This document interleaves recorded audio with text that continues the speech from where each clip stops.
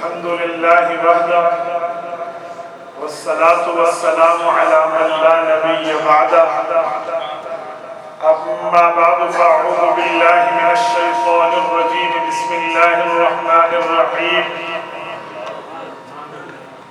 وأما بنعمة ربك فحدث عن أبي هريرة رضي الله تعالى عنه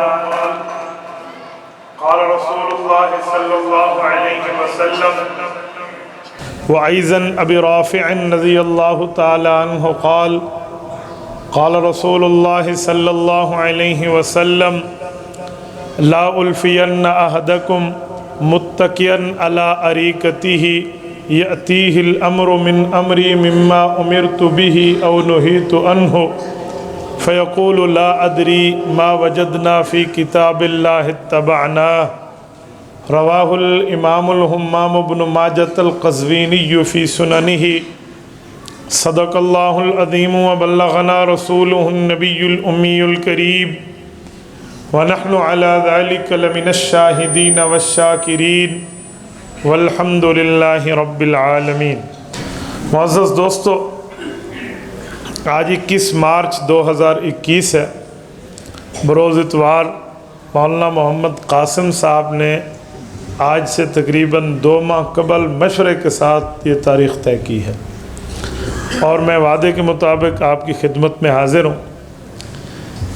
میرے دوستو، ہم مسلمان ہیں، اور مسلمان وہ ہے جو اللہ اور اللہ کے رسول کے احکام کا پابند ہو۔ کسی مسئلے میں جس کا تعلق ہماری ذات سے ہو، یا جس کا تعلق اہل سنت والجماعت سے ہو، یا جس کا تعلق آخرت سے ہو، ہم اپنی رائے محدود رکھ کر ثانوی حیثیت رکھیں گے۔ پہلے اللہ اور اللہ کے رسول کی بات ہوگی۔ اگر ہم اللہ اللہ کے رسول کی بات کو لے کر آگے نہیں چلتے تو پھر ہم میں اور جانور میں کوئی فرق نہیں رہے گا۔ جانور بھی زندگی لے کر آتا ہے، ہم بھی زندگی لے کر آتے ہیں۔ جانور کے جسم میں بھی روح ہوتی ہے، ہماری جسم میں بھی روح ہوتی ہے۔ اس کے بعد جانور بھی کھاتا پیتا ہے، ہم بھی کھاتے پیتے ہیں۔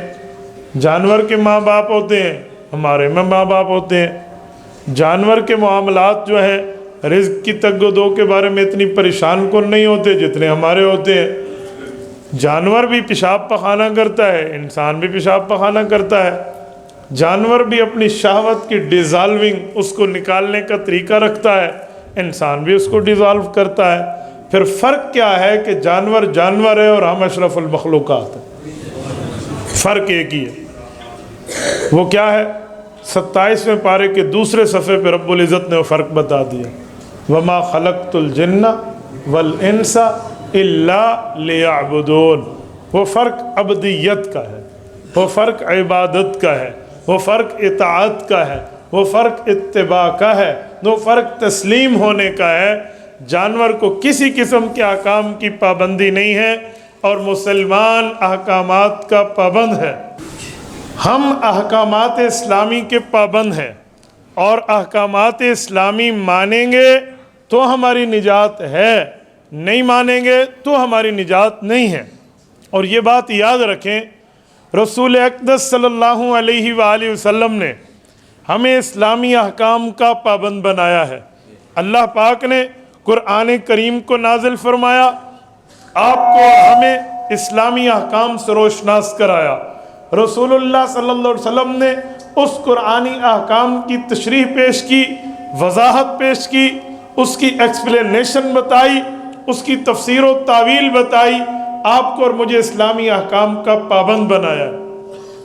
اب بات یہ ہے، ہم اللہ کے احکام کو رسول اللہ کی تشریح کے مطابق مانیں گے تو آپ کی اور میری نجات ہے۔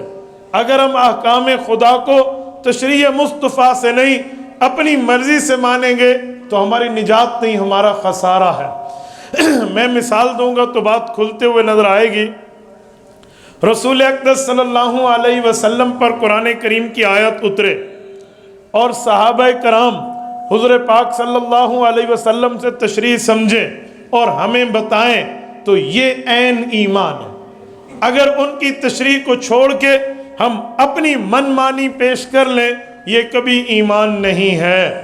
میں مثال دیتا ہوں، مولانا قاسم مجھے پانی دو، میں نے پانی مانگا، انہوں نے گلاس میں دیا، یہی بات میں نے گلاس کے لفظ کے ساتھ کہنی تھی، نہیں کہی، صرف پانی کا کہا، گلاس میں آیا۔ کیوں؟ یہ سمجھتے ہیں کہ ادھر پانی گلاس میں دینا چاہیے۔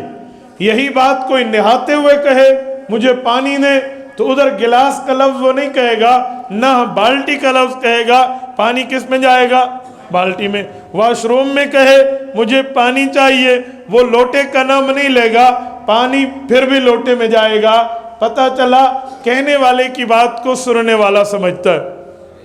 اس کی ایک مثال اور دیتا ہوں، ابھی کہا نا اسپیکر خراب ہے، یہ جملہ ہماری مسجد میں بولیں تو اس سے پتہ چلا یہ اسپیکر خراب ہے، یہ جو اعلیٰ اسپیک ہے، یہ جو بتا رہا ہے، بول رہا ہے، سنا رہا ہے۔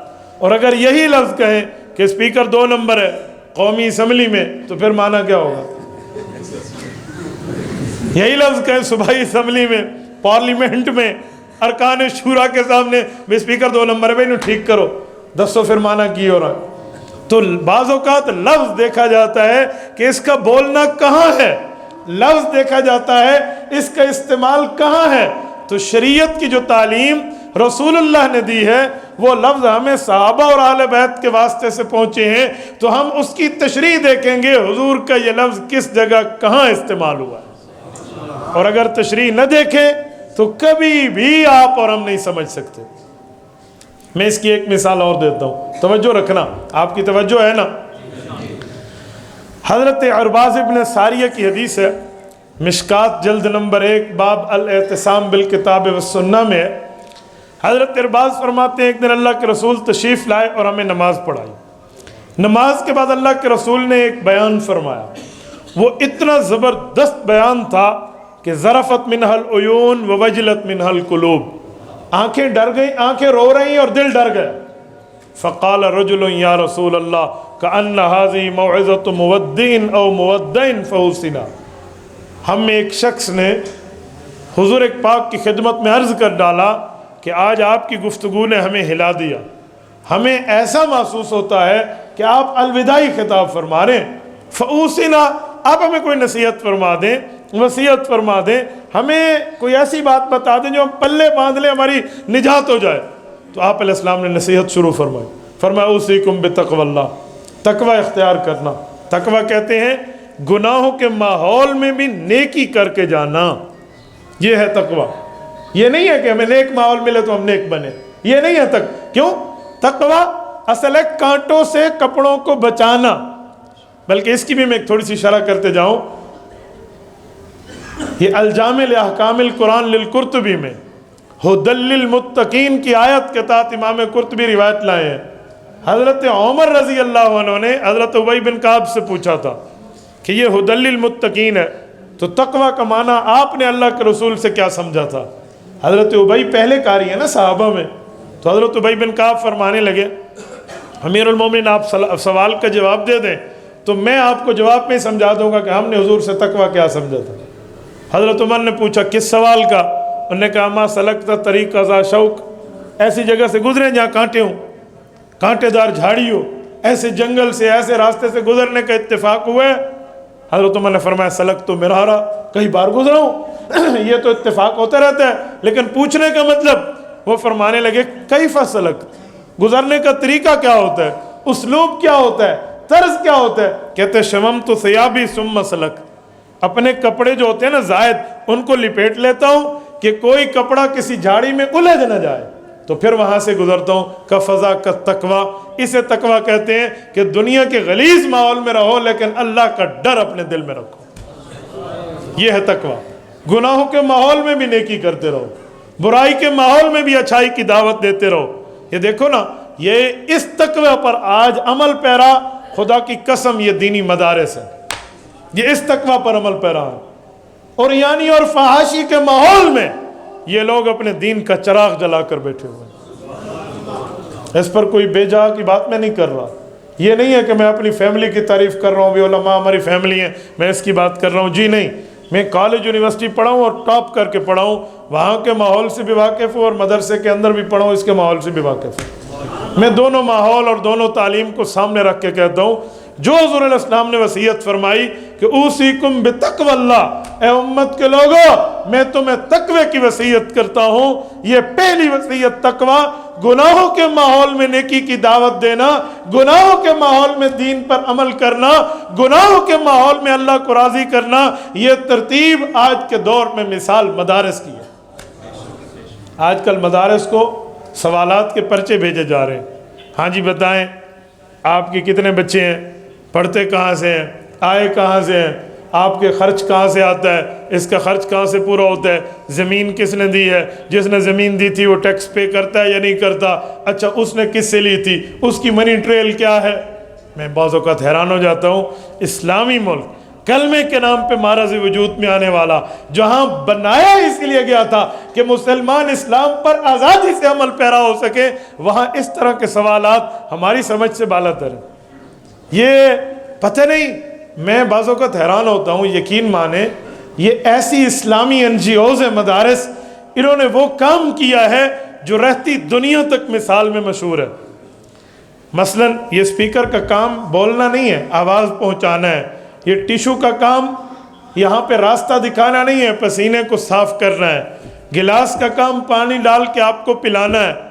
تو آج پورے پاکستان میں دیکھیں، پورے ملک میں دیکھیں، وہ کون سا محکمہ ہے، کون سا ڈپارٹمنٹ ہے، کون سا ادارہ ہے جو اپنے فرائض منصبی ٹھیک طریقے سے سر انجام دے رہا ہے اور دوسرے کے پاؤں میں ٹانگ نہیں اٹکا رہا۔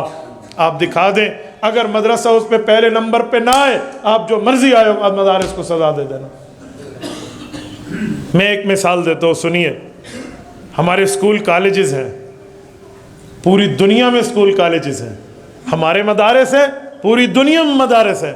آپ مجھے ایمان سے بتائیں، پاکستان اسکول کالج اور یونیورسٹیز لیول پر کون سے نمبر پر ہے؟ پہلے نمبر پر ہے کہ ان میں سب سے اچھے اسکول ہیں، سب سے اچھے کالجز ہیں، سب سے اچھے یہاں یونیورسٹیز ہیں، پہلے نمبر پہ۔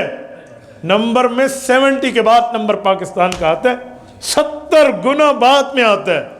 اور آپ پوری دنیا کا نقشہ رکھیں، 283 ممالک رکھیں اور پوچھیں کس ملک کے مدارس سب سے اچھا کام کر رہے ہیں، آپ نمبر 1 لیول بتا دینا۔ نہیں آپ دیکھ دینا کون سا عربی میں قرآن کریم اترا ہے، عربی میں۔ آج عرب اتنے حفاظ پیدا نہیں کر رہے جتنا پاکستان کا عجم پیدا کر رہا ہے۔ اس سال 1 لاکھ کے لگ بھگ وفاق المدارس العربیہ جو علماء دیوبند کو ریپرزینٹ کر رہا ہے، وہ 1 لاکھ حفاظ اور حافظات دے رہا ہے۔ یہ تو میں نے صرف ایک مسلک کی بات کی ہے۔ تو اس سے پتہ چلا کہ جو اپنے فرائض منصبی، اپنی ذمہ داریوں کو سب سے اچھے طریقے سے جو محکمہ پورا کر رہا ہے وہ مدارس دینیہ، وہ مساجد اور مدارس اور مکاتب ہیں، انہیں بھی نظر سے دیکھا جا رہا ہے، اجی یہ ایسے ہیں ایسے، پتہ نہیں کیسی بات ہے۔ بھئی اپنوں پہ ماتم کرنا چاہیے۔ کروڑوں اربوں کا فنڈ مل رہا ہے، ڈاکٹر لیول پہ پاکستان پہلے نمبر پہ نہیں ہے، اربوں کا فنڈ مل رہا ہے، یونیورسٹی اور پروفیسر لیول پہ پاکستان پہلے نمبر پہ نہیں ہے، اسکول کالجز میں نہیں ہے، پرنسپل اور ہیڈ ماسٹر اور فرماسٹر لیول پہ پاکستان کا نمبر بہت بعد میں آتا ہے، لسٹ در لسٹ کو کھنگالنا پڑتا ہے، پھر ملک کا نام آتا ہے۔ واحد محکمہ یہ مدارس کا ہے جو سب سے اول ہے، انہیں تو سلام پیش کرنا چاہیے، آپ انہیں نظر بد سے دیکھ رہے ہیں۔ تو تھوڑا سا بندے کو اپنی نظر میں اعتدال رکھنا چاہیے۔ اوصیکم بتقوی اللہ، حضور نے فرمایا میری پہلی نصیحت یہ ہے، تقوی اختیار کرو، گناہوں کے ماحول میں خود کو نیکوکار رکھو اور اللہ کا تابعدار رکھو، رسول اللہ کا وفادار رکھو، یہ پہلی وصیت۔ اچھا، والسمع والطاعہ، اپنے امیر، اپنے بڑے، اس کی بات کو سنو اور اس پہ عمل کرو۔ کیا مطلب؟ اکابر پر اعتماد والا مزاج پیدا کرو، یہ ہے والسمع والطاعہ۔ جو ماہر ہے، جو مہارت رکھتا ہے، اس کی بات کو تسلیم کیا جائے۔ آج جو مہارت رکھتا ہے اس پر اعتراض کیا جاتا ہے، نہ بابا، ماہر کی بات کو تسلیم کرنے کا حکم تو اللہ کے رسول کی حدیث میں۔ جو ماہر ہے، جس فن میں ماہر ہے، یہ رسول اللہ کی تعلیمات ہے، اس کی بات کو مان لیں۔ میں ایک مثال دوں گا تو بات سمجھ آئے گی آپ کو۔ ایک عالم دین ایک جملہ پیش کرتا ہے، ایک بات کرتا ہے، وہ اس مسئلے میں ماہر ہے، للہیت اور خوف اور اللہ کا ڈر سے وہ عامل ہے، اس کے باوجود بھی اگر آپ اس پر اعتراض کریں تو بتائیں آپ کو دین دنیا میں ملے گا کہاں سے؟ وہ کہتے ہیں نا، گلوں نے خاروں کے چھیڑنے پر سوائے خاموشی کے دم نہ مارا۔ گل کہتے ہیں پھول کو، خار کہتے ہیں کانٹے کو، کہتے ہیں کانٹے اور پھول کی لڑائی تھی تو کانٹا پھول کو جا کر بار بار الجھاتا تھا تو پھول خاموش ہو گیا۔ گلوں نے خاروں کے چھیڑنے پر سوائے خاموشی کے دم نہ مارا، کہ شریف الجھیں اگر کسی سے تو پھر شرافت کہاں رہے گی۔ میں حیران ہوں اس مسئلے پر، ماہرین کو بھی اعتراضات کی لسٹ دی جاتی ہے، ماہرین کے خلاف بھی پراپاگنڈا کیا جاتا ہے۔ وَالسَّمْعِ وَالطَّاعَةِ، ماہر کی بات ماننا۔ وَإِنْ عَبْدًا حَبْشِيًّا، فرمایا وہ ماہر شریعت اگرچہ حبشی غلام ہی کیوں نہ ہو، آپ نے اس کی بات کو تسلیم کرنا ہے۔ اچھا، جب ماہر کی بات کو مانیں گے، ایکسپرٹ آف دا ہولی شریعہ کی بات کو تسلیم اور ایکسیپٹ کریں گے، تو پھر کیا ہوگا؟ آگے اللہ کے رسول نے مثبت کے بعد منفی پہلو کی طرف توجہ دلائی۔ فرمایا تمہیں نہیں پتا، ایک وقت آئے گا میں اس کو دیکھ رہا ہوں۔ یا رسول اللہ وہ کیا وقت ہوگا؟ حضور علیہ السلام کے صحابہ نے پوچھا، اللہ کے رسول نے فرمایا فَإِنَّهُ مَن يَعِشْ مِنكُم بَعْدِي، میرے بعد زندہ رہو گے، فَسَيَرَى اخْتِلَافًا كَثِيرًا، فرقہ واریت دیکھو گے۔ فرقہ واریت کا معنی ہر بندہ اپنی 1.5 انچ کی مسجد بنا کر دوسرے کو غلط کہہ دے، میں دیندار ہوں تو بے دین ہے، یہ فرقہ واریت آ جائے گی۔ ہر بندہ اپنی جتھے، اپنی پارٹی، اپنے گروہ، اپنے طبقے کو ٹھیک کہے گا، دوسرا غلط ہے، تو یہ فرقہ واریت ہوگی۔ تو صحابہ کرام نے سوالیہ نظروں سے اللہ کے رسول کو گویا دیکھا کہ یا رسول اللہ جب یہ ماحول ہو، حالات یہ ہو جائیں، فرقہ واریت کا دورہ عام ہو جائے، تو اب ہم کیا کریں؟ تو حضور علیہ السلام نے فرمایا علیکم بسنتی وسنت الخلفاء الراشدین المہدیین، تم نے یہ کرنا، میرے طریقے کو دیکھنا اور صحابہ کرام کے طرز عمل کو دیکھنا۔ فرقہ واریت کا لاگ الاپنے والوں، فرقہ واریت کا دانہ دے کر دین پر اعتراض کرنے والوں، میری اس بات کو کان کی کھڑکی کھول کے دل تک راستہ دینا، فرقہ واریت کا رونا نہیں ہے، اس رونے کا حل بھی تو حضور علیہ السلام کی زبان اقدس سے آیا ہے۔ آج بخار ہو جائے تو بندہ روتے رہے جی مینوں بخار ہو گیا، مینوں تے سیاہ لگ گیا ہے، ہن میں کی کراں؟ تو اس کا حل بھی تو ہے نا، جب بخار ہو جائے تو کیا کرنا ہے، تکلیف ہو جائے تو کیا کرنا ہے، دقت آئے تو کیا کرنا ہے، حالات خراب ہو تو کیا کرنا ہے۔ رسول اللہ نے فرمایا اگر فرقہ واریت عام ہو جائے تو تم میرے طریقے کو دیکھنا، میرے نبی، ہم نے نبی کے صحابہ کے طریقے کو دیکھنا۔ حضور نے فائنل کر دیا۔ آج فرقہ واریت کے دور میں کوئی آپ کو کہے نا کہ ہر بندہ خود کو سچا کہہ رہا ہے، میں کس نہیں مننا، میں کس کے پاس جاؤں، تو آپ یہی نبوی نسخہ لے کر سامنے آ جائیں نا کہ رسول اللہ صلی اللہ علیہ وسلم نے اس پر جو بچاؤ کا طریقہ دیا ہے وہ بھی تو ہے۔ یار دین اتنا لاوارث تو نہیں ہے کہ ہر کوئی خود کو دیندار کہنا شروع کر دے، پیٹ سے مسئلے بتا کر بنانا اور بتانا شروع کر دے، اور دیندار یوں بیچارے ہاتھ پہ ہاتھ رکھ کے بیٹھ جائیں، جی وہ بھی دلیل پیش کر رہا ہے، وہ بھی پیش کر رہا ہے، وہ بھی خود کو سچا کہتے ہیں، یہ بھی سچا کہتے ہیں، میں کس دی مننا۔ یوں نہیں ہے۔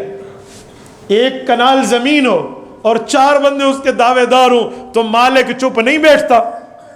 ایک مرلے کی دکان ہو، اس پر ایک بندہ دعویٰ کر دے تو حقیقی مالک اس کے دفاع کرنے میں اصلی کاغذ لے کر آتا ہے، ثبوت، ایویڈنس اور دلائل لے کر آتا ہے، وہ میدان عدالت میں آ کر اس کو ثابت کرتا ہے کہ ملکیت میری ہے۔ اوہ رسول اللہ کی قربانیاں لگی ہیں اس دین پر، آقا انعامدار کا خون اور پسینہ لگا ہے، پیغمبر کے صحابہ اور اہل بیت کی جوانیاں لگی ہیں۔ دین اتنا لاوارث ہے کہ آج کوئی الٹی پھلٹی لنگڑی لولی دلیل دے کر دیندار بن کے بیٹھ جائے اور فرقہ واریت میں اصل دین کو چھپا لیا جائے۔ نہ بابا نہ، دین لاوارث نہیں ہے، دین کے بچانے کے طریقے بھی موجود ہیں۔ یہ میں بات اس لیے کر رہا ہوں، لوگ ہم سے پوچھتے ہیں مولانا وہ بھی خود کو سچا کہتے ہیں، وہ بھی ہم کس کی مانیں؟ تو میں کہتا ہوں یار دودھ 2 نمبر ملتا ہے، 1 نمبر ملتا ہے، گھی 2 نمبر ملتا ہے، 1 نمبر ملتا ہے، مرچیں اور نمک 2 نمبر ملتا ہے، 1 نمبر ملتے ہیں، گوشت آج کل پانی والا بھی ملتا ہے، 1 نمبر میں ملتا ہے، 2 نمبر۔ آپ کبھی 2 نمبر گھی لاتے ہو؟ آپ کبھی 2 نمبر دودھ لاتے ہو؟ آپ کبھی 2 نمبر مرچیں اور نمک گھر میں لاتے ہو؟ کہتے جی نہیں، ہم پہچانتے ہیں، چیک کرتے ہیں، معاملات دیکھتے ہیں، پھر لاتے ہیں۔ میں نے کہا پھر آپ دنیا میں تو بڑے عقل مند ہیں، دین کے بارے میں آپ سادہ ہیں، جی وہ بھی یوں کہتے ہیں، جی وہ بھی یوں کہتے ہیں، یوں نہیں بنے گا۔ دین کے بارے میں بھی آپ آنکھیں کھول لیں، آپ پوچھ لیں کہ حضور پاک علیہ الصلوۃ والسلام نے بے دینی کے وقت میں دینداری کی علامات کیا بتائی ہیں، فرقہ واریت کا دور میں حقانیت کی نشانی کیا بتائی ہے، آپ دکھا دیں، کسی سے پوچھ لیں، اہل حق سے باقاعدہ ثبوت کے ساتھ سمجھ جائیں، پھر اس نشانی کو دیکھیں، وہ اس میں ہو تو اسے سچا کہہ دیں، وہ ہم میں ہو تو ہمیں سچا کہہ دیں۔ کوئی مشکل بات نہیں ہے۔ عوام بہت عقل مند ہے، ان کو اپنی چیزیں اصلی اور نقلی سمجھ آتی ہیں، اور دین کے بارے میں بندہ بہت سادہ، الچکٹو من الڈگا، یوں نہیں بننا چاہیے اجی مجھے کچھ نہیں پتا، سب کچھ پتا ہوتا ہے، اتنا بھی بندہ بے وقوف نہیں ہوتا جتنا بننے کی کوشش کر رہا ہے۔ حضور نے فرمایا علیکم بسنتی وسنت الخلفاء الراشدین، دین مجھ سے لینا، اس کی تشریح صحابہ سے لینا، ان کے طریقے پہ عمل کرنا، تمسکوا بہا، مضبوطی کے ساتھ رہنا، عضوا علیہا بالنواجذ، جیسے دانتوں سے کسی چیز کو مضبوطی کے لیے پکڑا جاتا ہے یوں پکڑنا، فإن كل محدث وإياكم ومحدثات الأمور، نئے نئے مسئلے، نئے نئے عقیدے، نئے نئے نظریے جو لوگ پیٹ سے بنا کر دینداری کہہ دیں، اس کے اوپر عمل نہ کرنا۔ کیوں؟ فإن كل محدثة بدعہ، پیٹ سے بنا ہوا مسئلہ بدعت ہو جاتا ہے، وَكُلَّ بِدْعَةٍ ضَلَالَةٍ، اور ہر بدعت گمراہی کی طرف لے جاتی ہے، وَكُلَّ ضَلَالَةٍ فِي النَّارِ، اور اس گمراہی کا نتیجہ جہنم ہو جایا کرتی ہے۔ اللہ محفوظ فرمائے۔ تو یہ حدیث پاک ہے، اس حدیث پاک میں ہمیں واضح سمجھایا گیا کہ علیکم بسنتی وسنت الخلفاء، یہ اتنا بڑا فارمولہ ہے، اتنا بڑا نبوی نسخہ ہے، اتنی بڑی نشانی اور علامت ہے، اور گویا کہ بخار چیک کرنے کا تھرمامیٹر ہے، موسم چیک کرنے کا ویدر ریڈار ہے، ویدر ریڈار بتائے گا اب کیا ہے کیا نہیں ہے، تھرمامیٹر بتائے گا طبیعت کیسی ہے کیسی نہیں ہے۔ تو یہ ترتیب آپ کو رسول اللہ کا نسخہ بتائے گا یہ اہل حق ہے یا اہل حق نہیں ہے۔ تو آج جس کے دین کی بنیاد، مذہب کی بنیاد، گروہ کی بنیاد، طبقے کی بنیاد، جماعت کی بنیاد، افراد کی بنیاد حضور اور حضور کے صحابہ ہیں، وہ اہل حق ہے۔ جس کا نظریہ، مذہب، مسلک، دین ان کے مطابق نہیں ہے، وہ حضور کی زبان میں اہل باطل ہے۔ چیک کرتے چلے جائیں، عقیدہ توحید سے لے کر آخری عقیدے تک، مسئلہ رسالت سے لے کر آخری مسائل تک، فروعی ہو یا اصولی ہو، آپ دیکھتے چلے جائیں، حضور پاک کی تعلیم ہو اور صحابہ کرام کی مہر تصدیق ہو تو ہمارے لیے راہ نجات ہے۔ کیوں؟ حضور فرمانے والے اور صحابہ سننے والے۔ میں نے آپ کو ابھی کہا نا کہ پانی کا لفظ بولوں گا، جگہ دیکھی جائے گی، گلاس میں، لوٹے میں یا بالٹی میں، دیکھا جائے گا پانی مانگا کہاں جا رہا ہے، ادھر گلاس ادھر لوٹا ادھر بالٹی میں۔ کیوں؟ دیکھنے والے کی بات کو سننے والا سمجھ گیا۔ اسپیکر ادھر یہ اور قومی اسمبلی میں وہ ایم این اے جو سب کو کنٹرول کرتا ہے، فرق ہو گیا۔ لفظ کا مطلب ہے کہاں بولا گیا ہے، کس جگہ بولا گیا ہے، فرق ہے۔ اب میں ایک جملہ آپ کو مزید سمجھاتا ہوں۔ ایک شخصیت آئیں جن پر مذہب اور مسلک کو ناز ہو تو ہم کہیں گے ہمارا شیر آ گیا ہے۔ کون آ گیا ہے؟ شیر۔ اسٹیج پر شیر کا معنی اور ہے۔ اور آپ لاہور جائیں، بھی ہم نے زو میں جانا ہے، چڑیا گھر کی سیر کرنی ہے، اور کوئی بندہ کہہ دے شیر نے حملہ کیا ہے تو ادھر شیر کا معنی اور ہے۔ تو اسٹیج کا شیر اور چڑیا گھر کا شیر اور ہے۔ تو میرے دوستو، یہ جو حدیثیں لکھی ہوئی ہیں، حضور کے احکام لکھے ہوئے ہیں، اللہ کے قرآن میں حکم لکھے ہوئے ہیں، اس حکم کا مطلب کیا ہے، کس جگہ ہے، کس لیے ہے، کس کے لیے ہے، کیوں ہے، کس بنیاد پہ ہے، یہ حضور پر اترا، حضور کے صحابہ نے دیکھا، اس لیے دین نبی سے لیں، تشریح نبی کے صحابی سے لیں، بات فائنل ہو جائے گی۔ قائد ملت اسلامیہ حضرت مولانا مفتی محمود، اللہ ان کی قبر پہ کروڑوں اربوں رحمتیں نازل فرمائے، 7 ستمبر 1974 کی لیجسلیٹو اسمبلی میں جو قادیانیت سے مسئلہ اسلام پر فتح حاصل کر کے اہل اسلام کو فتح سے 4 دانگ عالم میں روشناس کراتے ہیں، اس کی بنیاد بھی یہی فارمولہ تھا۔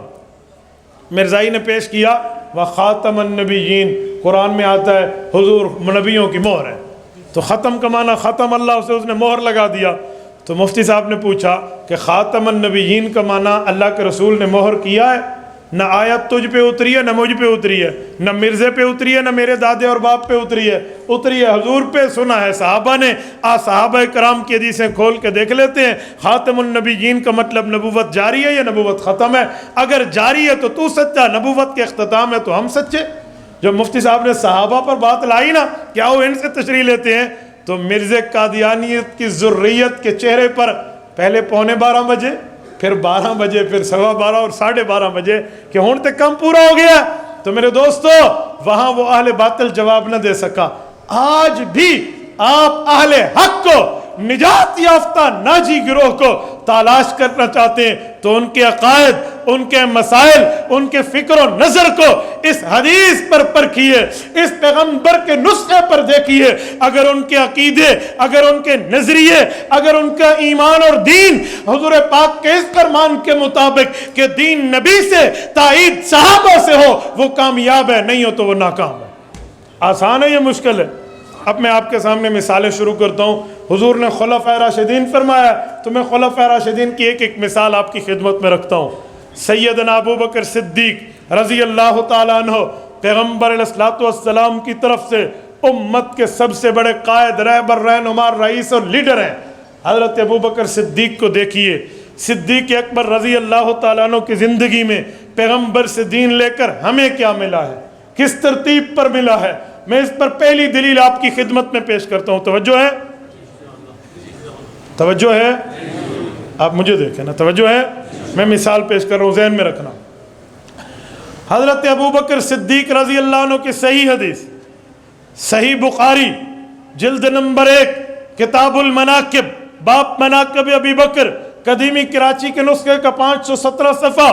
سیدہ رضی اللہ عنہ راویہ ہیں، ام المؤمنین حضرت عائشہ صدیقہ رضی اللہ تعالی عنہ ارشاد فرماتی ہیں حضرت ابو بکر صدیق رضی اللہ عنہ جس دن اللہ کے رسول کی وفات حسرت آیات ہوتی ہے، حضرت ابو بکر صدیق اس دن صبح کی نماز پڑھانے کے بعد رسول اللہ کی طرف سے اجازت پاتے ہیں کہ آپ جائیے سن میں، آپ کی دوسری بیوی اور دوسرے گھر والوں کا وہاں گھر ہے، آپ وہاں جائیے. آپ تو 17 دن سے 17 نمازوں سے یہاں میرے امامت کی جگہ پہ مصروف ہیں، آپ نے اس گھر کا عطا پتہ نہیں کیا، آپ تشریف لے جائیے. حضرت ابو بکر وہاں تشریف لے گئے ہیں اور وہاں موجود ہیں. پتہ نہیں ہے کہ جو حضور پاک سے مل کے آیا ہوں یہ آخری ملاقات ہے. پیچھے اللہ کے رسول دنیا سے رخصت ہو جاتے ہیں. حضرت ابو بکر صدیق کو وہاں پر اطلاع ملتی ہے.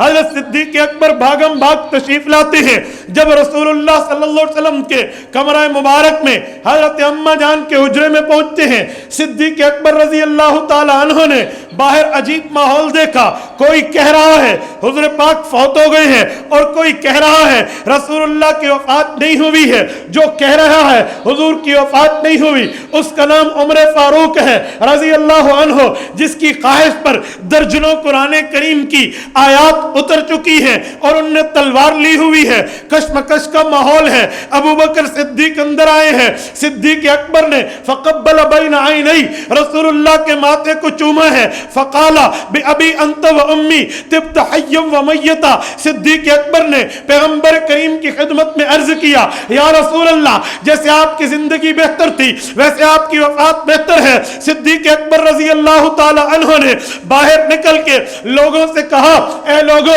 کیوں اختلاف کر رہے ہو؟ پیغمبر اسلام صلی اللہ علیہ وسلم بھی دنیا میں جو محدود زندگی لے کر آئے تھے اللہ نے اپنے پاس بلا لیا ہے. اگر تمہارا نظریہ، عقیدہ، مذہب اور مسلک اور ایمان یہ ہے ہمارے پاک پیغمبر ہمارے خدا ہیں تو سنو من کان منکم یعبد محمدا فإن محمدا قد مات. تو پھر ہمارے خدا فوت ہو گئے، حالانکہ اللہ فوت نہیں ہوتا. حضور ہمارے خدا نہیں ہے، حضور پاک فوت ہوئے ہیں. ومن کان منکم یعبد اللہ، جو اللہ کی عبادت کرتا تھا، اللہ کو خدا تسلیم کرتا ہے، اللہ کو الہ مانتا ہے، وہ یہ بات سن لے فإن اللہ حی لا یموت، اللہ زندہ ہے، اس پر موت نہیں آئے گی. پھر صدیق اکبر نے صحابہ کرام سے واپسی پر حضور پاک کے کمرے میں حاضری دی ہے اور صحابہ کرام کو فرمایا لوگو والذی نفسی بیدہ، اس اللہ کی قسم جس کے قبضے میں ابو بکر کی جان ہے، لا یذیقک اللہ الموتتین ابدا، پیغمبر علیہ السلام پر اللہ دو موتیں جمع نہیں کرے گے. اما الموتۃ التی کتبت فقد متھا، وہ پہلی موت جو رسول اللہ پر آنی تھی، وہ پہلی وفات جس کا وعدہ اللہ کے رسول سے تھا وہ حضور پاک پر آ چکی ہے. میرے دوستو میں نے کہا حضور پاک علیہ السلام نے فرمایا فإنہ من یعش منکم بعدی, میرے بعد جو زندہ رہے گا, فسیر اختلافا کثیرا, فرقہ واریت دیکھے گا. اس سے بچنے کا حل یہ ہے, علیکم بسنتی وسنت الخلفاء الراشدین المہدیین. دین نمبج سے لے گا, تشریح صحابی سے لے گا. صحابہ میں پہلے صحابی ابو بکر صدیق ہے. پیغمبر کی وفات ہو جاتی ہے, دین رسول اللہ سے ملا ہے. اب اس وفات کی تشریح, اس وفات کا مطلب, اس وفات کا عقیدہ, اس وفات کا نظریہ کیا ہے, ابو بکر صدیق نے بتایا ہے. پیغمبر علیہ السلام پر وقت وفات آیا ہے, حضور پاک علیہ السلام پر وعدہ موت پورا ہوا ہے, لیکن سنیے پیغمبر پر دو موتیں نہیں آئے گی. اور بھئی دو موتوں کی بات کیا ہے؟ صدیق اکبر کن دو موتوں کی بات کرتے ہیں؟ صدیق اکبر نے کس وفات کا اقرار کیا ہے, کس موت کا انکار کیا ہے؟ بھئی بات کیا ہے؟ اس حدیث پاک کی شرح اٹھائیں. حافظ ابن حجر اسقلانی المتوفی 852 ہجری فتح الباری کھولیے, آپ کی مرضی. علامہ بدر الدین عینی المتوفی 855 ہجری عمدۃ القاری کھولیے, آپ کی مرضی. اسی طرح یا اسی صفحے کا حاشیہ صحیح بخاری دیکھیے, حضرت مولانا احمد علی سہارنپوری رحمہ اللہ کا, وہ فرماتے ہیں, میں خلاصہ پیش کر رہا ہوں, ان فی القبر موت و حیات غیر الانبیاء. فرماتے ہیں عقیدہ یہ ہے, نظریہ یہ ہے, مذہب اور نظر یہ ہے کہ قبر میں دو موتیں ہوتی ہیں. دوسری موت ہوتی ہے لیکن انبیاء کو نہیں ہوتی. بھی قبر میں دوسری موت کسے کہتے ہیں؟ فرمایا جب بندہ قبر میں جاتا ہے, روح کا تعلق جڑ گیا تو سوالات و جوابات ہوتے ہیں. امتی سے سوالات و جوابات ہوتے ہیں. اگر سوال کے جواب ٹھیک دے یا سوال کے جواب غلط دے, دونوں کام ہوتے ہیں. یا اسے جنت کا بستر ملتا ہے یا جہنم کا بستر ملتا ہے, یا قبر جنت کی باغ بنتی ہے یا جہنم کا گڑھا بنتا ہے. اس کے بعد وہ بندہ یا متلذذ ہوتا ہے یا متنعم ہوتا ہے, یا عذاب محسوس کرتا ہے یا ثواب محسوس کرتا ہے. روح کا تعلق خفیف کیا جاتا ہے, اسے دوسری موت کہتے ہیں. لیکن نبی میں یہ کام نہیں ہوتا. والاحسن ان يقال ان حیاته في القبر لا يتعقبها موت بل يستمر حيا والانبیاء احیاء في قبورهم. کا نبی کے لیے بہتر جواب یہ ہے, جب وہ قبر میں جائے برابر زندگی رہتی ہے, اس پر قبر میں موت نہیں آتی جیسے انبیاء اپنی قبروں میں زندہ رہتے ہیں. اس مسئلے پر صدیق اکبر نے سب سے پہلا امت کے اتفاق کرایا ہے. فرقہ واریت سے بچنا ہے, صدیق اکبر کے نظریے کو پیغمبر کے حکم کے مطابق لے لینا چاہیے. اور صدیق وہ ہوتا ہے جو کہتا ہے وہ کر کے دکھاتا ہے. ایسا نہیں ہے کہ صدیق گفتار کا غازی ہو کردار کا نہ ہو. نہ بابا, صدیق اکبر تو گفتار اور کردار کو یکساں رکھتے ہیں. صدیق میں تو گفتار و کردار کی یکسانیت ہے. صدیق جو کہتا ہے وہ کر کے دکھاتا ہے, جو بولتا ہے اس پہ عمل کرتا ہے, جو نظریہ پیش کرتا ہے اسے ثابت کر کے دکھاتا ہے. اسے صدیق کہتے ہیں. اب صدیق نے یہ کہا تو صحیح, اس عقیدے کا اظہار کیسے کرایا؟ امام فخر الدین رازی فرماتے ہیں, سورت نمبر 18 سورت کہف اٹھائیے, آیت نمبر 11 فضربنا علی آذانہم فی الکہف سنین عددا اٹھائیے, تفسیر کبیر اٹھائیے. امام فخر الدین رازی اس آیت کی شرح میں لکھتے ہیں کہ پچھلی امتوں میں بہت سی باتیں پیش ہوئی تھی, لیکن ہماری امت کی باتیں بھی ان سے کم نہیں ہے. حضرت صدیق اکبر کی بات کر کے فرماتے ہیں, جب صدیق اکبر کی وفات ہونے لگی تو صدیق اکبر نے جو کہا تھا وہ یوں کر کے دکھایا. صحابہ کرام کو وصیت کی کہ جب میں فوت ہو جاؤں میری چارپائی کو اٹھایا جائے. امیر المؤمنین, چارپائیاں تو سب کی اٹھتی ہیں, آپ کس چیز کی بات فرماتے ہیں؟ پوری بات سنیے. اٹھا کر حضور کے روزے پہ لے جائیں. اچھا, حضور کے روزے پہ لے جائیں تو کیا کہیں؟ کہ حضور پاک کی خدمت میں کہنا غلام حاضر ہے. کہ قبر پہ کہنا, کہ جی قبر پہ کہنا. کہ جب ہم کہہ دیں غلام حاضر ہے پھر کیا ہوگا؟ کہ جی دو باتیں ہوں گی, یا تو مجھے اجازت ملے گی میری قبر حضور کے روزے میں حضور پاک کے ساتھ بن جائے گی, یا اجازت نہیں ملے گی. اگر اجازت ملے دفن کر دینا, نہ ملے عام قبرستان میں مجھے دفن کر دینا. صحابہ حیران ہیں. چارپائی اٹھانے والوں میں حضرت عمر ہیں, حضرت عثمان ہیں, حضرت علی ہیں. صحابہ کرام میں اجلہ شخصیات ہیں رضی اللہ عنہم. آخر وہ وقت آیا، صدیق دنیا سے گئے ہیں، وصیت پر عمل ہے۔ اگر حضور پاک کے روزے پہ اس وصیت پہ عمل کرنا شرک اور غلط ہوتا، یہ گمراہی ہوتی، غلط عقیدہ ہوتا، قرآن و سنت کے خلاف ہوتا۔ حضرت عمر، حضرت عثمان و علی فرماتے قرآن کریم میں ہے جانے والا وصیت غلط کرے ورثہ وہ غلط وصیت کو بدل سکتے ہیں، لیکن انہوں نے بدلا نہیں ہے، اس پہ عمل کیا ہے۔ صدیق اکبر کے چارپائی کو اٹھا کے وہاں لے گئے، لما حملت جنازتہ الی باب قبر النبی صلی اللہ علیہ وسلم، امام راضی لکھتے ہیں ان کی میت مبارک کو، ان کے جنازے کو اٹھایا گیا، چارپائی کو جا کر حضور کے روزے پہ رکھا گیا، اور وقالو السلام علیک یا رسول اللہ، صحابہ کرام نے حضور کی قبر پہ سلام پڑھا ہے۔ پتہ چلا پیغمبر کی قبر پہ سلام پڑھنا پیغمبر کے صحابہ کا طریقہ ہے۔ اور اس کے بعد عرض کیا ھذا ابو بکر بالبابی، دنیا میں ساتھی تھا، آخرت کا ساتھی بننے کے لیے آج آپ کے دروازے پر درخواست التجا لیے، یہ آپ کی خدمت پہ حاضر ہے، یہ ابو بکر صدیق ہے۔ کہتے ہیں فیض الباب قد انتفع، دروازہ خود بخود کھل گیا۔ جب صحابہ کرام نے آواز دے لی دروازہ کھلا، ان کی ہمت بڑھی کہ ابھی صدیق کی وصیت میں دم خم ضرور تھا، صدیق نے ایسے وصیت نہیں کی، دروازہ کھل گیا۔ وَنُودِيَ أَدْخِلُ الْحَبِيبَ إِلَى الْحَبِيبِ، قرآن کریم کی تفسیر کہتی ہے، امام راضی لکھتے ہیں پیغمبر کی قبر سے اجازت نامہ یوں ملا، حضور پاک علیہ السلام کے روزے سے آواز آئی، یہ یاری دنیا سے جانے پہ ختم نہیں ہوتی، یہ دنیا میں حبیب تھا، آج بھی حبیب ہے، حبیب کو حبیب کے پاس پہنچا دو۔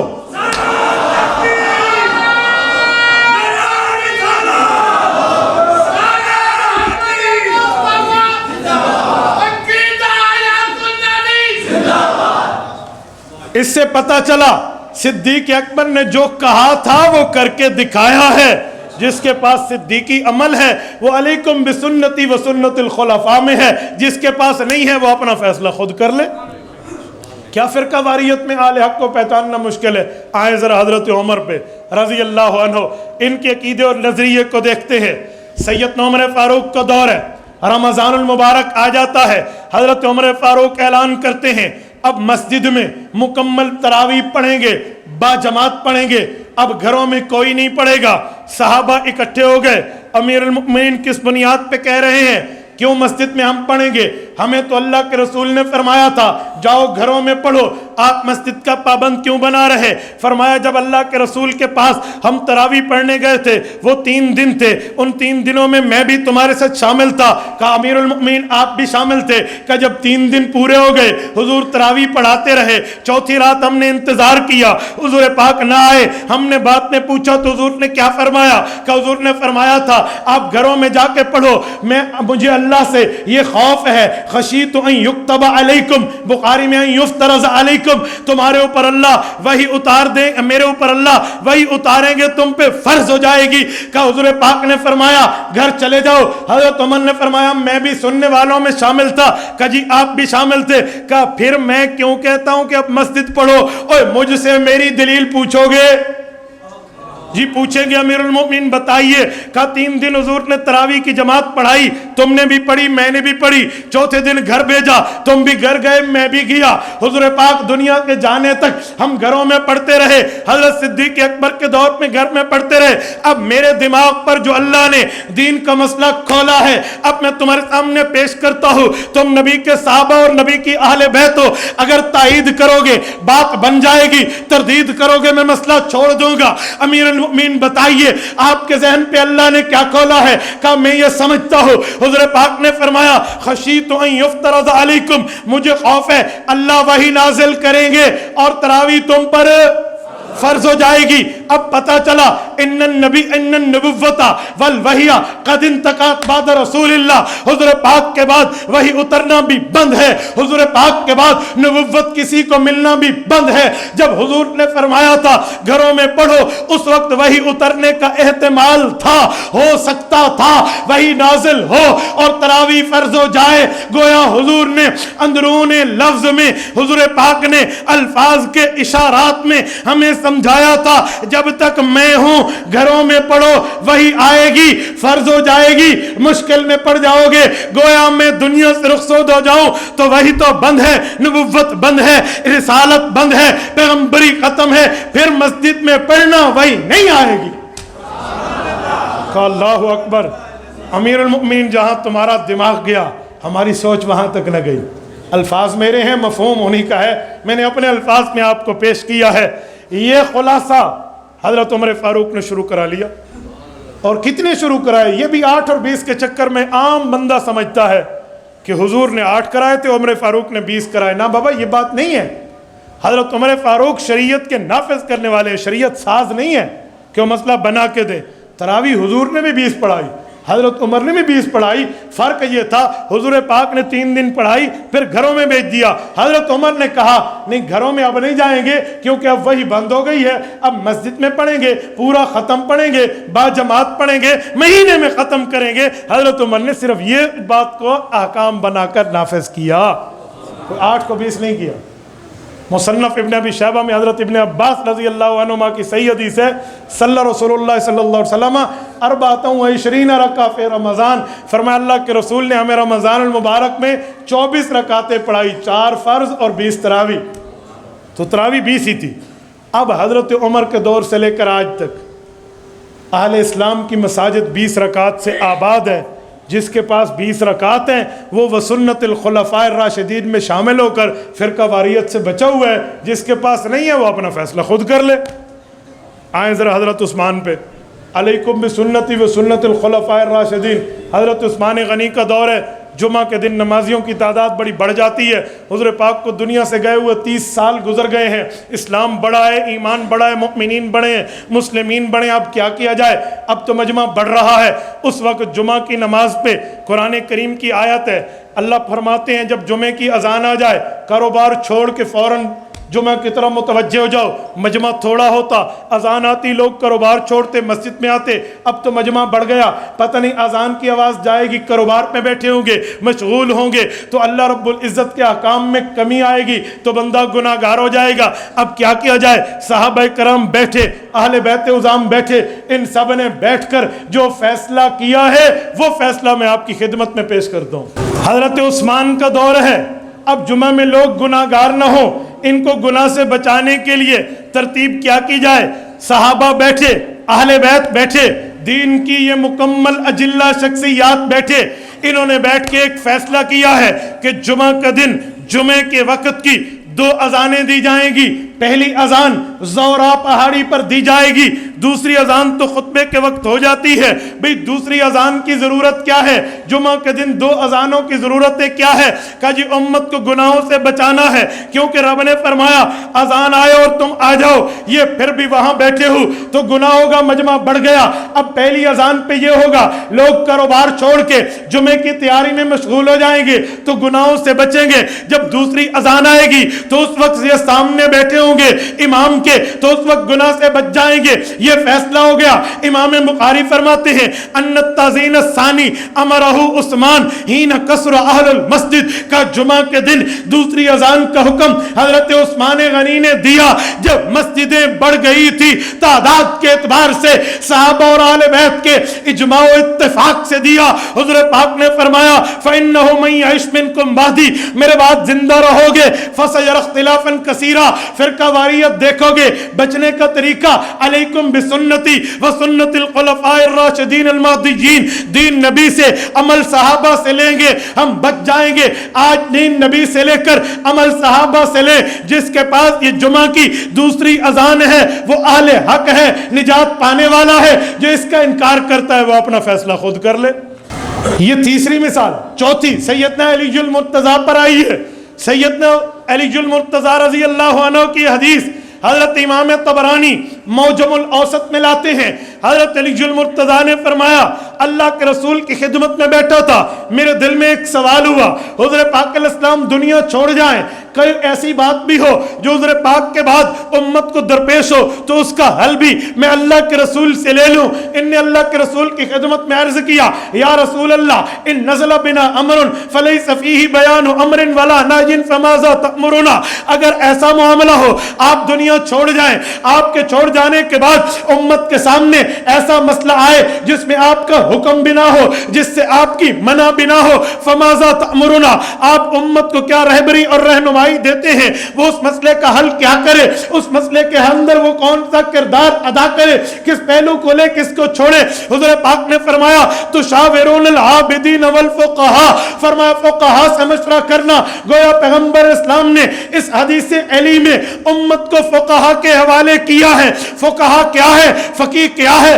فقیہ کہتے ہیں ایکسپرٹ آف دا شریعہ، جو شریعت کا ماہر ہے، دین کا ماہر ہے، دین کا ایکسپرٹ ہے، اسے کہتے ہیں فقیہ۔ پیغمبر اسلام نے جاتے جاتے امت کو فقہاء کے حوالے کیا ہے اور یہ ارشاد فرما دیا، حضرت معاویہ کی روایت صحیح بخاری میں موجود ہے، فرمایا من یرید اللہ بھی خیرا یفقہہ فی الدین، اگر دیکھنا چاہتے ہو وہ بندہ کون ہے جس کے ساتھ اللہ نے دنیا میں خیر کا ارادہ کر لیا ہے، وہ فقیہ ہے۔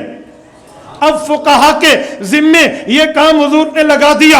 امام سرخسی رحمہ اللہ نے فقہا کی تعریف میں یوں فرمایا الحمدللہ الذی جعل ولایت الانذار للفقہاء بعد الانبیاء، اللہ نے انبیاء کے بعد انبیاء کی ختم نبوت کے صدقے فقہا کو یہ ذمہ داری دی ہے، وہ امت کو مسائل کی کھوج لگا کر منقع کر کے واضح کر کے سمجھائیں گے۔ آج جو بندہ فقہ کی پیروی میں ہے، فقہ کو مانتا ہے، فقہ کو تسلیم کرتا ہے، فقہا کے مسائل پہ عمل کرتا ہے، وہ اس نبوی نسخے پہ ہے جس پر حضور نے امت کو چھوڑا۔ جو فقہ کا قائل نہیں، جو فقہ مانتا نہیں، جو تقلید کا انکاری ہے، وہ اپنا فیصلہ خود کر لے۔ یہ چاروں مثالیں میں نے حضرت صدیق اکبر سے لے کر حضرت علی المرتضیٰ تک دی ہیں، اس بات کو مدلل مبرہن کرنے کے لیے کہ حضور پاک نے فرمایا فرقہ واریت کے دور میں نجات دیکھتے ہو تو خلفائے اربعہ، ان کے عمل، ان کی ترتیب، ان کے احکام کو دیکھ لیں، خلفائے راشدین کی ترتیب دیکھ لیں، تو اب آپ کے لیے مشکل نہیں ہے کہ آپ حق اور ناحق کو نہ پہچان سکیں، آپ سچ اور جھوٹ کو نہ پہچان سکیں۔ آپ اتنے سادے نہ بنے کہ دودھ تو 1 اور 2 نمبر میں پہچان لیتا ہوں، گھی تو 1 اور 2 نمبر میں پہچان لیتا ہوں، اجی مسئلہ میں 1-2 نمبر نہیں پہچان سکتا، وہ بھی حق ہے، وہ بھی حق ہے، وہ بھی آیت پڑھتا ہے، یہ بھی آیت، وہ بھی حدیث دیتا ہے، یہ بھی حدیث، یہ عذر لنگ ہے، یہ اب عذر نہیں بن سکتا، یہ بات آپ کے لیے کوئی دلیل نہیں بن سکتی۔ کیوں؟ حضور نے بتایا جب فرقہ واریت ہو تو علیکم بسنتی و سنت الخلفاء، ہمیں تشریح دے دی ہے، ہمیں وضاحت دے دی ہے، ہمیں معاملہ دے دیا ہے، ہم اس پہ عمل ہیں تو آگے چلیں گے۔ یہ بات جو شروع میں نے کی تھی کہ آج کے دور میں اس دینداری کو سمجھانے کے لیے، اس امت کی رہبری اور رہنمائی کے لیے جو پرامن طریقے سے جو لوگ سر انجام کارنامہ دے رہے ہیں وہ مدارس اور اہل مدارس ہیں۔ یہ مدرسہ ہے جس کی اندر سے میں پڑھ کے علماء نکل کے آپ کے معاملات میں بیٹھے ہیں۔ اسی لیے میں نے شروع میں مدارس کی بات کی ہے، یہ بات سمجھانے کے لیے کہ مدارس کو میلی آنکھ دیکھی جا رہی ہے، انشاءاللہ تعالی رب اس سازش کو ناکام کرتے بھی رہے ہیں اور کریں گے بھی، ایسی بات نہیں ہے۔ مدارس کو نہ کوئی لاوارث سمجھے اور نہ مدارس کو کوئی غلط معاملہ سمجھے، یہ بات یاد رکھیں، مدارس نے رسول اللہ صلی اللہ علیہ وسلم کے طریقے پر امت کی رہنمائی کرنی ہے اور یہ فریضہ سر انجام دینا ہے۔ یہ صرف اس 4 دیواری کا نام مدرسہ نہیں ہے، استاذ اور شاگرد جنگل میں ایک درخت کے نیچے بیٹھ جائے تو دارالعلوم میں بدل دے گا۔ یہ بات نہیں ہے کہ کوئی چادر اور 4 دیواری کے معاملات میں کوئی ادھر کوئی ادھر، جی ایسی بات نہیں ہے۔ اور میں آخر میں آپ سے گزارش کروں گا، آپ خود دین پڑھیے، اپنی اولادوں کو دین پڑھائیے، اپنی اولادوں کو دین کی طرف لگائیے۔ جیسے آپ قرآن کریم پڑھا کر حافظ بناتے ہیں، ویسے ان احادیث اور ان آیات کے ترجمے اور مطلب سمجھنے کے لیے عالم بھی بنائیے، حافظ بھی بنائیے اور عالم بھی۔ یہاں پر کچھ لوگ ایک عجیب بات کرتے ہیں، جب انہیں کہتے ہیں نا بچوں کو عالم بناؤ، حافظ بناؤ، تو لوگ ایک سوال کرتے ہیں، کہتے ہیں جی مولوی بڑھ گیا تو کھاسی کتوں، مولوی بن گیا تو کھائے گا کہاں سے؟ ایسا ہے یا نہیں ہے؟ 1 منٹ اس بات کو یہاں بند کر دیں، ذرا اس ڈبے میں رکھ دیں کہ کھائے گا کہاں سے، ایک ڈبہ اور کھولتے ہیں۔ جب بات آتی ہے نا کہ کھاتا زیادہ کون ہے تو کیا کہتے ہیں؟ حاجی مولوی زیادہ کھاتا ہے. یہ دو باتیں ملتی ہیں. مولوی بن گیا تو کھائے گا کہاں سے؟ کھاتا زیادہ مولوی ہے. یہ تو ایسی مثال ہے جیسے حضرت کی خدمت میں ایک بندہ ہے اور آ کر کے شیخ وہ فلاں بندہ نہیں ہے بڑے بڑے بالوں والا گنجا، نہیں سمجھے؟ ہو سکتا ہے کوئی مولانا کو آ کر کے حضرت وہ اندھا نہیں ہے جو درزی ہے، درزی اندھا ہوگا اور کپڑے سی کر دے گا فی الحال بھی. یا کوئی کہے وہ نہیں ہے وہ گونگا بڑا اچھا خطیب ہے. یہ ہو سکتا ہے کہ خطیب بھی ہو اور وہ گونگا بھی ہو. بھائی یہ اجتماع ضدین کر کے بیٹھ گئے ہیں. یہ مانعت الجمع ہے، امپاسبل سینٹینس ہے. یہ نہیں ہو سکتا کہ ایک بندہ کھائے بھی زیادہ اور مولوی بن گیا تو کھائے گا کہاں سے. یوں نہیں ہے، یوں نہیں ہے. اور عجیب دنیا ہے. مولوی کی عزت آج عوام کو نصیب نہیں ہوتی.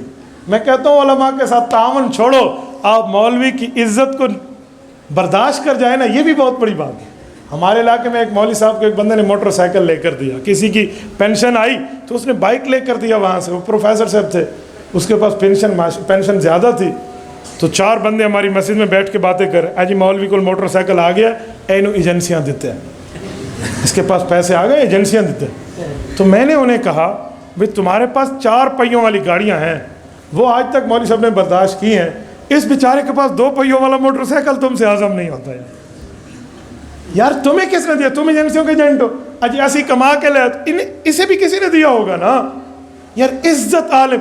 یہ جو کرونا وائرس کا شروع میں چلا نا، تو ہمارے علاقے میں ایک بندہ ہے، وہ ہمارے امام صاحب سے مشورہ کر رہا تھا. ہمارے قریب محلے کے ایک امام ہے، بہت غریب آدمی. انہیں آ کے کہتے امام صاحب کوئی غریب ہے ہوں تو مجھے بتانا، میں تھوڑا تعاون کرنا ہے ان کے ساتھ. تو مجھے یہ بات پتہ چلی تو میں نے اسے ایک دن روکا. میں نے کہا آپ تو بڑے لطیفے سناتے ہیں. کہتے کیا مطلب؟ میں نے کہا اس سے بڑا کوئی لطیفہ ہوگا؟ آپ غریب امام کو پکڑ کے پوچھتے کوئی اور غریب ہے تو 10 مینو، اس سے بڑا کوئی لطیفہ ہوگا؟ کوئی سادے عوامی کو. جی ایک بندہ مجھ سے زکوٰۃ کا مسئلہ پوچھنے آیا. میں نے کہا جی فلاں آدمی کو دے دے، تیرے خاندان میں ہے، بہت غریب آدمی ہے. کہتے اس کے تو ہاتھ پاؤں سلامت ہے. یعنی عوام نے ذہن بنایا ہوا ہے جو ہاتھ پاؤں سلامت ہو اس پہ زکوٰۃ لگتی ہی نہیں. انا للہ و انا. یعنی اپنا علم یہ ہے اور اعتراض علماء پر. اعتراض یہ مولویاں کیا کہ یہ کیا کیا، یہ پتہ نہیں کیسا کیسا اعتراض علماء پر. میں حیران ہوتا ہوں. یاد رکھیں ایک ہے ناواقفی میں اعتراض کرنا، جواب مل جائے تو ٹھیک ہے. حضرت گنگوئی رحمہ اللہ نے لکھا ہے جو جان بوجھ کر نبی کے وارث پہ اعتراض کرتا ہے اللہ اس کی نسلوں سے بھی علم دین کو ہٹا لیتا ہے. یہ یاد رکھیں. بھئی دین کے وارث اس وقت کون ہیں؟ علماء ہیں. تو آپ نے عالم کو لے. بھئی ایک امام مسجد ہے، آپ کو اس سے چھوٹی سی کوئی غلطی ہو گئی تو بولنا شروع کر دیتے ہیں نا بابا جس بکری کا دودھ پیتے ہیں اس بکری کی مینگنیاں بھی صاف کرتے ہیں. یہ ذہن میں رکھو. کچھ چھوٹی موٹی سی بات بندہ برداشت. اپنی غلطیوں کا تو ہم وکیل بنے ہوئے ہیں اور مولوی کی غلطی کا ہم جج بن کے فیصلہ دے رہے ہوتے ہیں. یوں نہیں ہے کوئی ہاتھ ہولا رکھنا پڑتا. مولوی کے معاملات میں عالم دین میں حیران ہوں. آج تک آپ نے کہیں سنا ہے کہ مولویوں نے ہڑتال کیا ہو، مدرسے والوں نے بھی ہماری تنخواہیں بڑھاؤ؟ آپ نے دیکھا کوئی روڈ بلاک کیا ہو، کوئی احتجاج میں اسٹرائک میں آگے آئے ہوں؟ نہیں. بھئی اس کم تنخواہ پر اس بندے نے اتنی محنت کی ہے کہ آپ کے 4 بچے تھے، 3 عقل مند تھے، تم نے کالج بھیجے. ایک بیچارہ ایسے سادہ سا نارمل سا تھا، تم نے مولوی کو دیا، اس نے محنت کر کے امام بنا دیا. یہ تو اپنی ڈیوٹی پوری کر رہا ہے. یہ مدارس والے تو اپنی ڈیوٹی پوری کر رہے ہیں اور یہاں پہ بیٹھ کے اللہ قال رسول کی تعلیم دے رہے ہیں.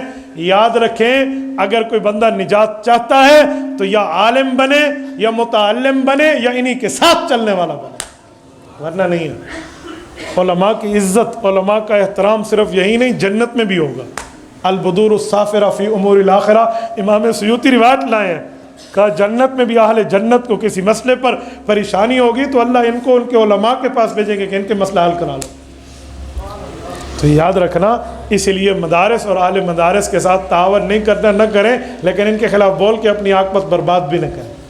یہ بات ذہن میں رکھنا. ان کے خلاف بول کے اپنی عاقبت برباد بھی نہ کریں بلکہ ان کے لیے دعائیں کریں. جو ہم نے کام کرنا تھا وہ یہ کر رہے ہیں، اللہ ان کو جزائے خیر عطا فرمائے. کریں گے انشاءاللہ. جزاکم اللہ تعالی. اقول قولی ھذا واستغفر اللہ وآخر دعوانا ان الحمد للہ رب العالمین. إلهي واسع الكرم ورب البيت والحرم إليك أتيت